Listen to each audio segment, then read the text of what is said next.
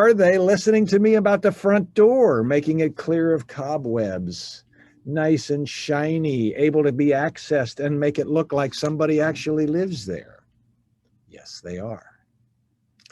Are they taking care of taking down the pictures of the dogs playing poker and Aunt Bessie at the front door, petting her pet chihuahuas as they bite her ankles? Yes, they are. What are they forgetting? Let me tell you.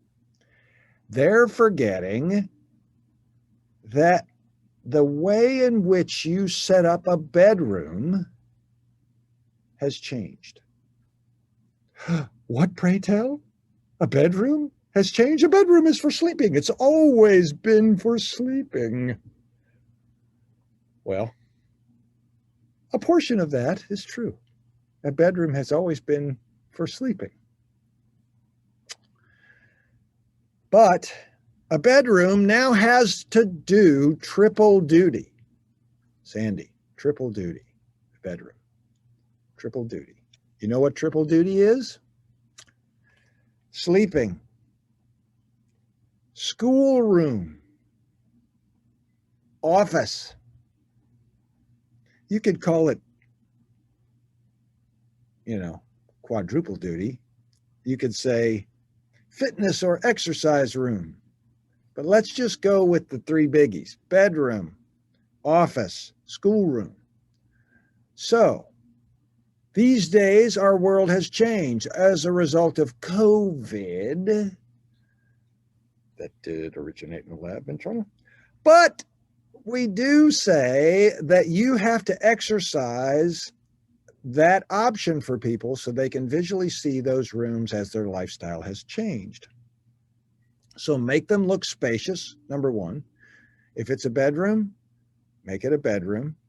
Don't shove a desk and a schoolroom inside of the bedroom.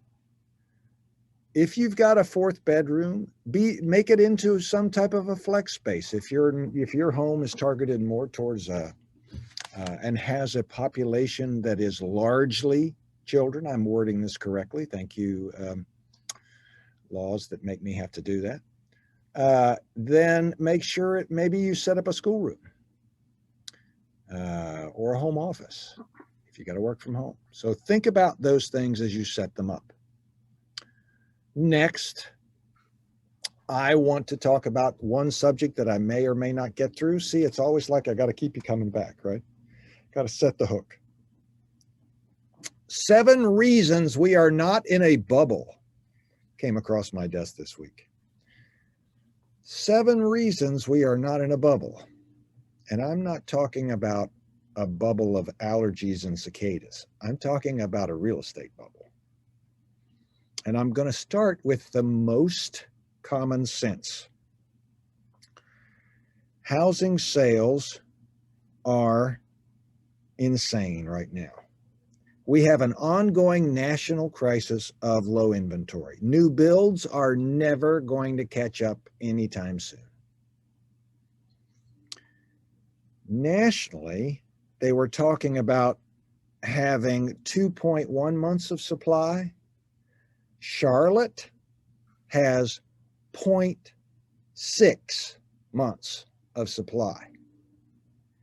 We got an inventory issue. You think? 2, lack of supply. To me, it's the same as low inventory.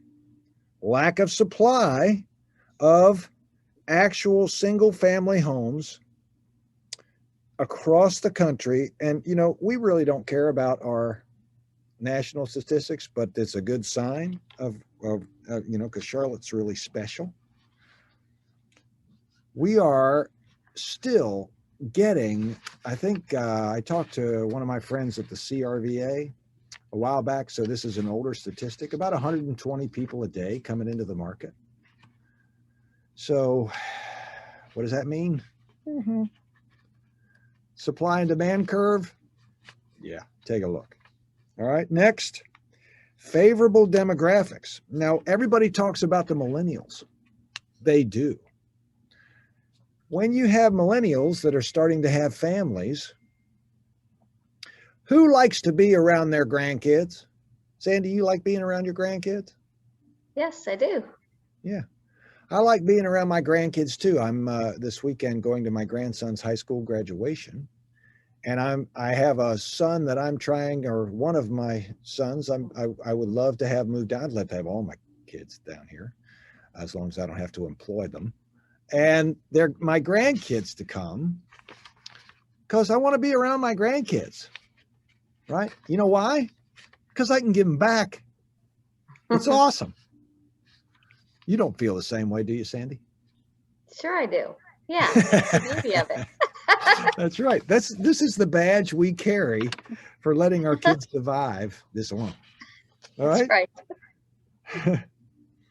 There is a tremendous amount of international business coming into Charlotte, which brings a lot of demand. A lot of people are not just leaving California, New York, New Jersey, Boston, Connecticut, Vermont, and highly taxed states, Chicago, etc. They're coming from across the pond. They're coming from Europe. They're coming from places to be here because not all of them have to work where they are. All right. And the next one is low mortgage rates. And that's a perfect segue to Sandy's mortgage update.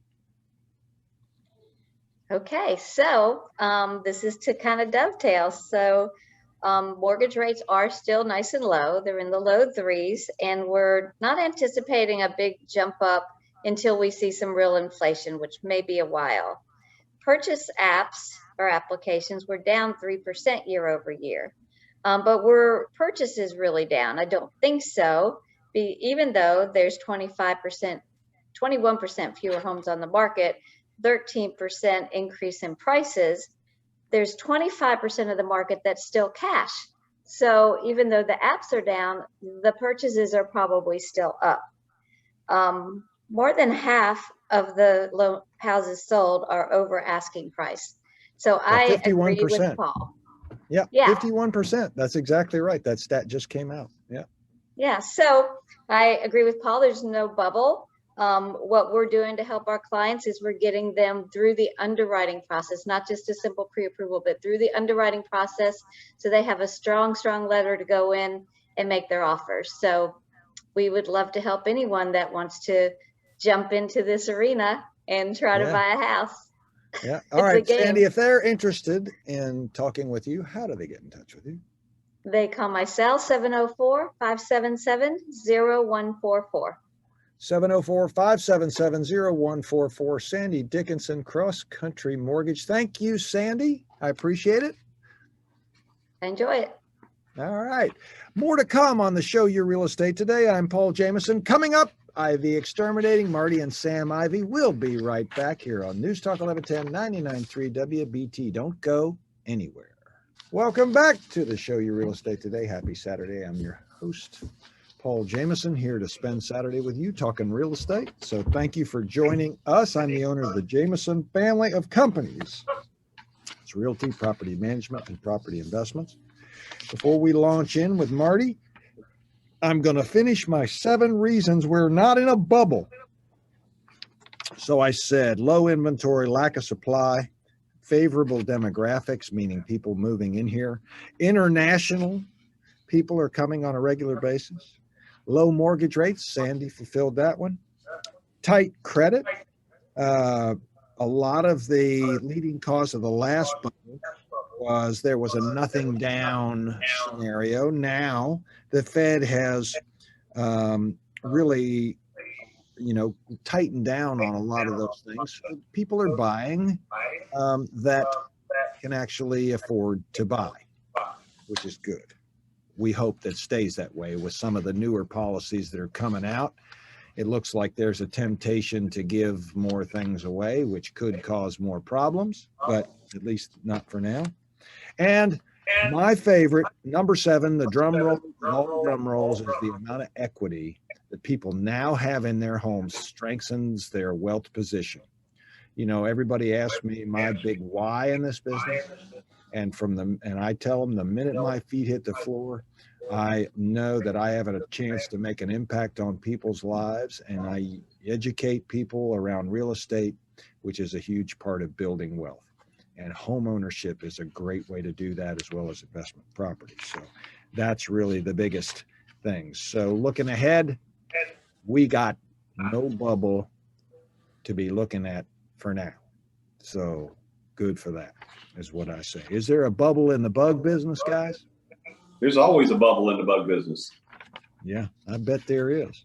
All right. So before we start, I asked Marty a sideline question about the cicadas, and I'm sure we talked about it. What was it? 2 shows ago, Marty, or 1 show ago? Yeah, I think 2 shows ago. A couple shows ago, and he said they're already starting to appear in Waxhaw. So I guess they're probably going to come this way. I don't know. I don't know if they'll cross the Mecklenburg County line. They got to do a little bit of training, I think, first on some things. We got to train them before they come in, don't we, into Mecklenburg? Yeah. So, yeah. But what'd you say? They have to properly sign up. Yeah, they have to properly sign up, TJ says, to get into Mecklenburg County, the cicadas. So what's coming, Marty? What do these guys eat? Do you know? Well, these actually, they feed off of, when they're underground before they pupate and mature out, they actually feed on the roots of systems, the juices off of the roots of systems. When they emerge out, they feed on plants, the juices off of plants that they retrieve off. They typically won't cause any damage to the plants once they emerge. This brood X, which is a very large, unusual looking cicada, emerges about every 17 years. There's 15 different species of cicadas, and this brood X emerges about every 17 years. They become a nuisance because the males sing and they make a chirping sound that becomes, some people find it very annoying. It gets on under they're very irritating. They're more problematic in the late afternoons, but you hear them singing. When they all get chirping together, it can be quite loud. The brood X is the larger of the cicadas. It's got some very unusual looking eyes. It's very noticeable. They do have natural predators. One of the predators to the cicada is the cicada killer, which is a solitary wasp, very large wasp. They make ground holes in your ground. They're natural aerators for the ground. These wasps are these solitary wasps. They make very holes a little bit larger than a pencil, about the size of a first grade pencil that you used to have in the first grade, which is all the millennials. It's a little larger than that. And the unusual part about it is to see one of these cicadas flying through the air with a wasp carrying it.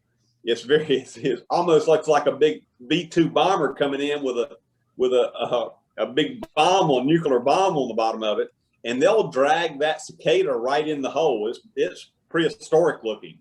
If you zoomed in on it, you would think you were watching a monster movie. It's hilarious to see, but it's just Mother Nature at its best. Everything has a cycle, and it's no different than real estate. Real estate has cycles, and it's just very interesting to see it. I mean, but this is the year for the brood X, and it's getting a lot of publicity right now because of the size of the insect, and it's going to be. It's very, very interesting how much media attention this insect's getting. I know it's pretty amazing that that the headlines go to the cicadas and not other things going on right now. Well, in my world, it's better than politics. Well, that's true. I mean, this is, of course, watching paint dry is better than that. Amen to that. Oh my gosh, that's the truth. But just for clarification, they bury themselves underground and eat the roots and stuff. They're not buried under your house, or they're not living under your house. They got to have a food source, right? So the food source is going to be it's the plant growth. They suck the juices off the root systems up underneath the ground, and then when the adults mature out and when you start hearing them, seeing them, they're actually feeding on the plant growth itself, and they typically do no damage to your plants. But they are part of Mother Nature, and it's very, very interesting to see the cycle of what happens. Is there anything else that's going to be eating these things other than that wasp? What about birds or snakes? Or yeah, there's a bunch of different insects that'll eat them. There's some the rodents will mess with them. There's a bunch of different insects out in the world that'll mess with them. You can put them on the smoker and cover them in chocolate, and it tastes like chicken. I'm sure that in this world, you leave the eyes on or off. Well, it depends on whether you're Cajun or not.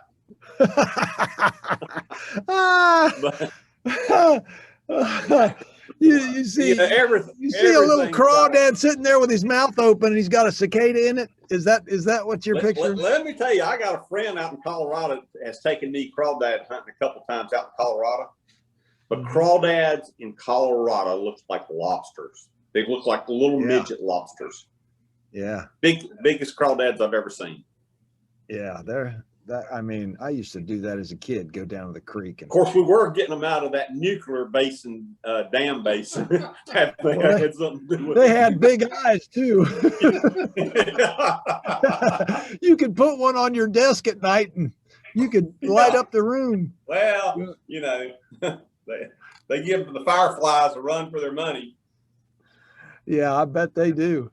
Well, we got about a minute and a half for the break. So one of the other things we talk about mosquitoes a lot, Marty. Well, this time of year you got the mosquitoes that are emerging, and everybody, especially with this the COVID that we've been locked into our spaces. You talk to all the people in the media business, hardscape business, they're overwhelmed with work because people spending all their money on their homes and their hardscapes. And, you can't enjoy those things when you've got mosquitoes. Clover mites are another thing that invade these hardscape areas, box elder bugs, ants, all these insects that invade these hardscape areas. And they can be maintenance and controlled fairly easily and fairly inexpensive. And it's something that a service that we have provided for years, and people that use our service love us. I mean, it's amazing the control that you can get on mosquitoes, just mosquitoes alone. And you're talking about a flying insect that's typically difficult to control, but we do an excellent job of controlling them, and it makes your hardscapes enjoyable. And it's mosquito time when it's cutting into your margarita time. That's right. And outdoors, and we're going to switch over to break, but outdoors is additional square footage. That's why it's so appropriate, Marty. What you're saying is if you can't enjoy that additional square footage, then you're giving up a big portion of what you can do to enjoy your house. Right. More to come with Marty. We're going to talk about some ants, and I really am interested in talking about crawl space health as we get hotter in this time of year. So we've got a whole lot more with Ivey Exterminating. Sam and Marty are with us to show you real estate today on this Saturday. Hang right there. Don't go anyplace. We got more to come. We'll be right back. News Talk 1110 99.3 WBT. Welcome back. Show your real estate today. Sam, your guitar lessons are paying off. Nice job. I like the intro. It's good stuff. And it's always you got some new bumper music for me. That's pretty good, TJ. That's good stuff. All right. Well, welcome back to the Show You Real Estate Today. I'm Paul Jameson, your host, spending Saturday with you talking about real estate. I'm the owner of Jameson Realty, Jameson Property Management, Jameson Property Investments, and also, if you're interested in investing in real estate, we'd love to talk to you. But if you want to learn more, I've got a book out called Opportunity is Knocking. Opportunity is Knocking. You can find that book either on Amazon or you can go to pauljameson.com. I'll send you an autographed copy. So if you want to talk more about real estate and that type of investment, this is a great time to do that. And the book is actually fun, and it is written by me, not a ghostwriter, so they had to edit it a while, but it's experiences that I think you will enjoy and things that make learning about real estate fun. So don't hesitate to do that. All right, so Marty and Sam, if I may, I want to talk about ants, but I want to make sure we have time for crow. So ants, actually, I have a condo on the 3rd floor, and the ants are climbing. There are 3 floors. I mean, they got to go far. Well, What the heck? Are they there's a hungry? yeah, there's an escalator system built in there for the ants. Travel up and down, make it easier. I'm thinking they've built something. It's pretty dang amazing that they go up 3 flights. Yeah, but I mean, believe it or not, we have literally traced ants 2 city blocks going into a house before. And when they find the right kind of habitat, they're going to do everything they can to hang out and park and enjoy their best life. And 2 city blocks? yeah, 2 city blocks. They heard there was a rooftop pool and a rooftop cabana up there, little umbrella drinks, and they were there. They were ready for it. Oh my gosh. I think I just stepped into some kind of balloon. Well, be careful about what you're stepping into. Yeah, well, that's what I got you guys for. That's right. Comedic relief at its A finest. cicada eating wasps dragging down a wasp into a hole. Oh yeah. Can't either. But these ants this year they're bad. I mean, our phones have been ringing off the hook with people calling in needing help from these ants, and there's a lot of companies out there that don't understand how to really take care and deal with ants. Your ants that you see in your house, they're the worker ants. They're foraging. They're the adult ants looking for food to take back to the nest to give to the young instar phases of the ants. And those young ants haven't developed what's called a trophylactic screen. And the adults will take that solid food back to the youngins and give it to them, and then they'll kind of share that. And what happens a lot of times is a lot of customers will go out in Lowe's or Home Depot and they'll buy those little taro gel bait packets that you get and put on your counter. And really all you're doing when you do that is you're just killing the adult ants that are coming to feed on that gel bait on your countertop. You really need to get something back to the colony and knock them out. And these ants, they're smart. If they have a food that comes back to the colony that they're unsure about, they will quarantine that food off. And they will wait to see what happens to that portion of the colony, whether they get sick or die. And if they get sick, then they're going to leave that food alone and stay away from it. A lot of people, when they go to the big box stores to get something for ants, they think if the package says, hey, just put a little bit out, if I put more out, I'll get a better knockout. Well, the problem is that the ants, they think there's an abundance of food, so they'll store it up and save it for the winter time, and they'll never actually touch it. And you won't really get the knockout that you're looking for. And so with these ants this year, you really need to have a professional come in, because sometimes, especially these odorous house ants and sometimes carpenter ants, they're going to get in your crawl space and they're going to nest in an area where there might be a moisture problem. And if there's a moisture problem there, you need to address that moisture problem in order to help get rid of those ants as well. So we got solutions for ants. We get y'all taken care of. The audio, my man. Yep. We got solutions for all your ant problems. Yeah. All right.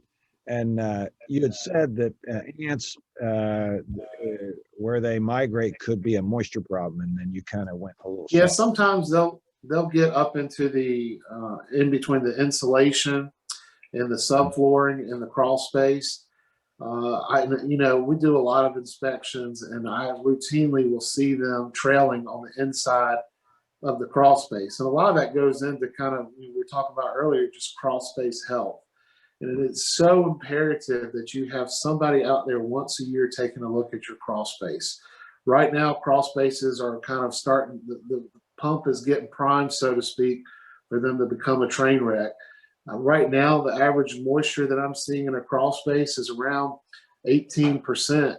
I looked at 3 of them before the show today, and they were all in that 18% range. And if I look at them in another week or two, they're going to be up in that 20 plus, especially if you don't have a dehumidifier in that crawl space to pull that humidity out. And Paul, I'll tell you, I'm just blown away at how many so-called professionals who are looking at these on a day-to-day basis don't understand the basic science principles behind humidity. They constantly think that if you add more foundation vents to a home, that you're going to allow more fresh air in, which is true, but you're also allowing that more humidity into the crawl space as well. And when that dew point gets just crazy low this time of year, it's going to create a massive train wreck in there for all that microbial growth to grow in there, for your HVAC system to sweat and condensate, for you to have standing water on your plastic, to get that musty smell in there. And, you know, we've talked about it plenty of times, about 42% of the air in your home is a result of the crawl space. And so you don't want to be living in your house and smelling and eating that food with all that nice musty crawl space smell in your house. So you really need to get somebody out there that knows what they're doing, can take a look at the problems and give you solutions that are going to benefit your home and make your home more energy efficient. Right now, cost of energy, you know, we look at gas going up. We're going to see energy prices going up here before too long as well, too. So you want to make your house as energy efficient as you possibly can. Yeah, I mean, I think for sure that you have told me multiple stories about the dehumidifier, and I personally have, and I've talked about this a few times, is, you know, I have the dehumidifiers in a lot of the houses we have, and personally in my own home, as well as at my office, and the actual impact it makes, not just on moisture, but air quality. Oh yeah, I mean, and here's a reality. You could spend a lot less money up front and avoid massive financial headaches on the back end.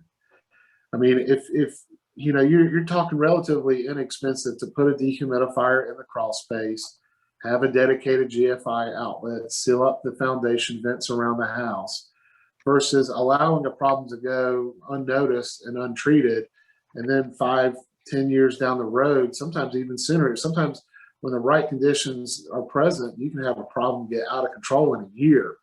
And you could end up spending $10,000, $20,000 to rectify those problems. And it can jump even higher if you actually have structural problems that have to be addressed at that point as well, too. So you really want to get on it on the early side before it can really get out of control. I think that makes a whole lot of sense, Sam. It really does. So would you recommend that somebody goes ahead and gets a crawl space inspection? They call you guys and have somebody crawl up in there? Yeah, I mean, the state recommends to have the house looked at every 12 to 16 months. I mean, I looked at a brand new house, couldn't have been more than 5 years old, 8,000 square foot house. They didn't want to have it treated 2 years ago. In less than 2 years, termites showed up and had done some damage to the front porch of the house. Brand new house, appraised at $2.6 million. You never know what's happening underneath your house. You need to have a professional come look at it. And you can give us a call at 704-334-1616 or at bugivey.com. All right, great. 704-334-1616 or bugivey.com. All right, after the break, we're going to talk about termites, but also we're going to do a continuation of a previous show where we talked about the hurdles buyers, sellers, and investors have, which are typically, I did 3 for each one, 3 typical reasons that they're hesitating and pausing right now. So I'm going to continue that. We're going to talk about sellers after the break, and we'll be right back to Show Your Real Estate. Talk 1110 WBT. Welcome back to Show Your Real Estate today. Paul Jameson here, your host. Happy Saturday to you. I am the owner of the Jameson family of companies, realty, property management, property investment, here with my good friends, Sam and Marty Ivey with Ivey Exterminating.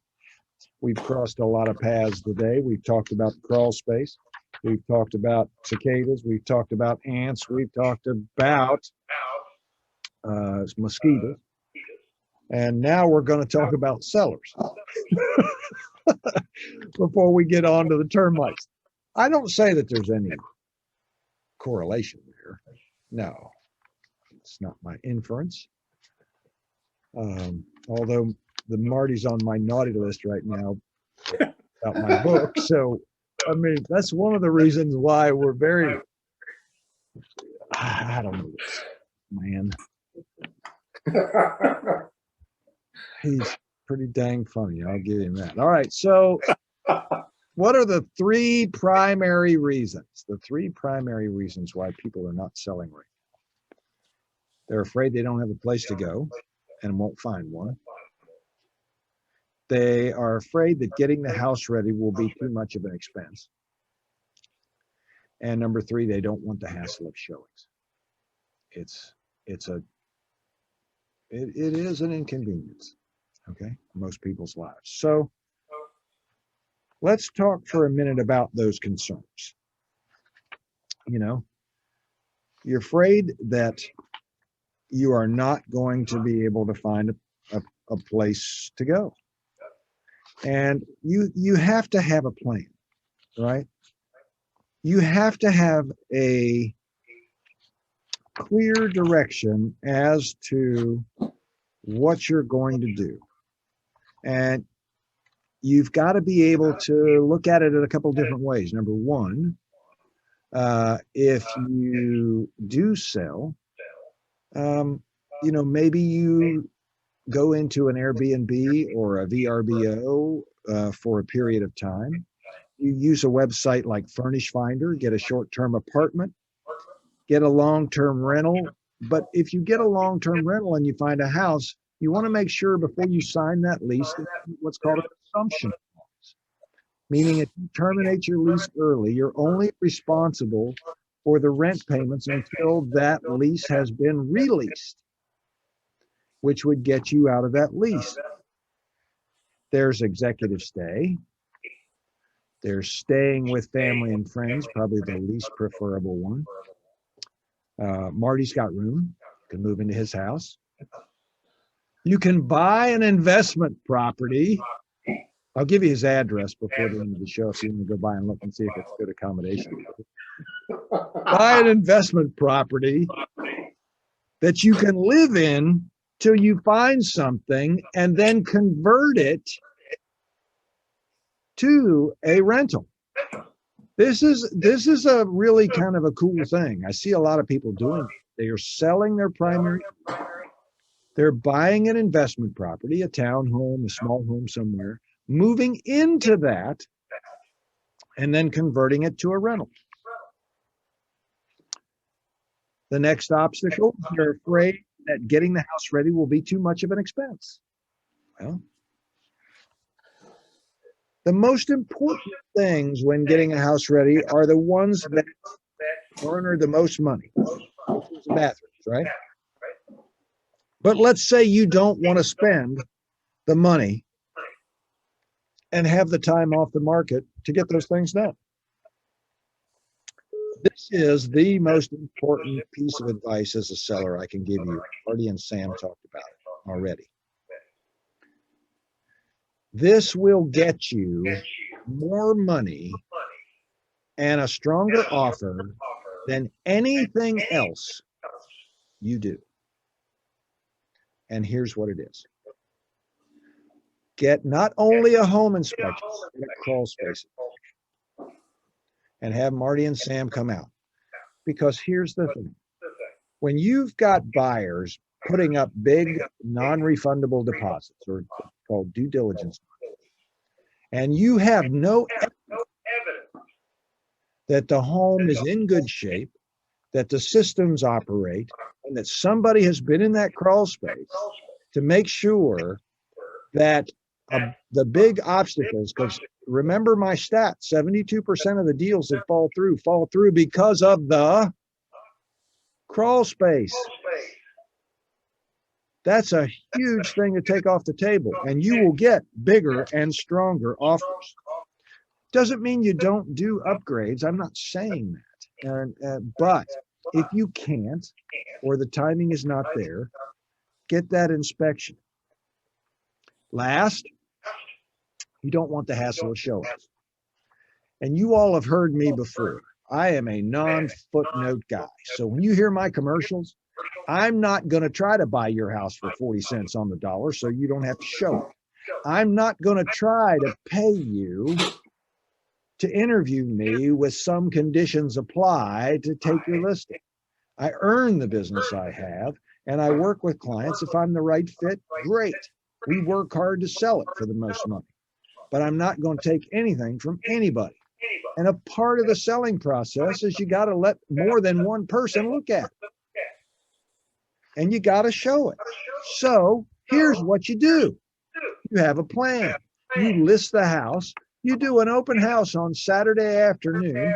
Go away for the weekend, Mr. and Mrs. Seller, and give me the house for a few days. And in this market, if everything is done and it's set up right, it's going to sell in that weekend. That's not a guarantee. Okay. I'm just telling you, that's what happens most of the time. If you do what we say, you get the house priced correctly, you advertise and market it till the cows come home, every place and everywhere, more than likely you will have the worst part of it over and you go away on a little vacation, go to Chimney Rock or Myrtle Beach or somewhere, go hang out, go shag for the weekend and come back. I meant dance, by the way. You people stop thinking like that. All right, Marty especially. All right, so get that anxiety off of you. All right, have a plan, have a place to go. Go on an adventure, go on Airbnb, stay uptown 1 week, go down to Waverly, stay a week, go stay in one somewhere, explore, and do it that way. All right. So Marty, we got a couple minutes. Are termites still kicking? Oh yes, we're still in the termite season. We still have calls. We still get calls on swarmers. We'll probably still get calls on swarmers till the end of this month. Okay. It's termite season. Not only are you in the Bible Belt here in the South, but you're in the termite belt also. Termites are one of the most prevalent insects that we see on a daily basis. Every acre lot on average in this area has 3 termite colonies per acre. In some areas of Charlotte, there's 1 colony every 50 feet. Termites are blind, can detect wood 15 to 20 feet in either direction, can travel up to 1,000 yards in a 14-day period. They're an amazing little insect. They're very efficient. We have seen a surge of termite swarmer infestation showing up associated with roof leaks.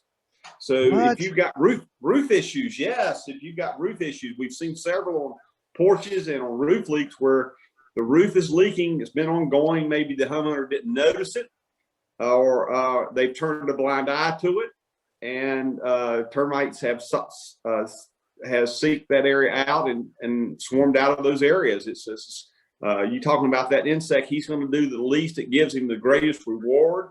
If you've got a roof leak or a moisture source, that's one of the problems with crawl space care is if you're not controlling that moisture in a crawl space, you're going to eventually get a termite infestation in that crawl space just because it makes it easier on that insect. I bet you clogged gutters is a big part of that roof. Yeah. I mean, you don't wait for the vegetation to get 6 inches high out of your gutters before you get your gutters clean. That's not. I know how that works at your house. You can get your weed eater up and clip it off, and you won't see them again for a couple of weeks. That's all right. It's a good source of shade. It is a good source of shade. So Marty, if they want to have you come check out the crawl space, how do they get in touch with you? Give us a call at 704-334-1616 or bugivey.com.